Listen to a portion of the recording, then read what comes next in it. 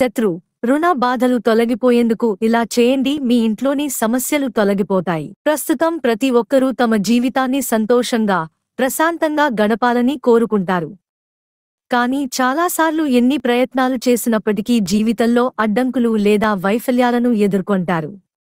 శ్రమకు తగిన ఫలితాలు రాకపోవడానికి వాస్తు దోషాలు కూడా కారణం కావచ్చు. జీవితంలో శుభకరమైన, ప్రయోజనకరమైన ఫలితాలను పొందడానికి ఏ వాస్తు చర్యలు తీసుకోవాలో తెలుసుకోండి. కుక్కలకు ఆహారం ఇవ్వడం వల్ల శత్రువులను దూరం చేస్తుంది. కేతువు కూడా ప్రశాంతంగా ఉంటాడు.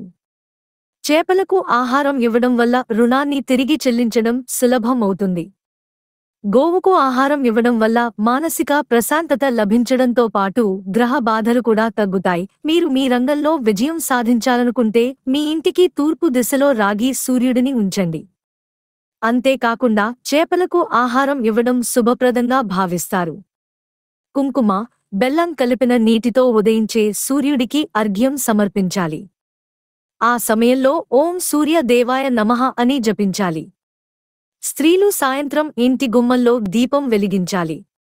మీ తండ్రి లాంటి పెద్దలను గౌరవించండి. వాస్తు ప్రకారం చీపురును ఇంటి ఈశాన్య మూలలో ఉంచడం వల్ల మానసిక క్షోభ కలుగుతుంది. డబ్బు నష్టం సంభవిస్తుంది. నైరుతి దిశలో ఉంచితే వ్యాపార పరిస్థితిని ప్రభావితం చేస్తుంది.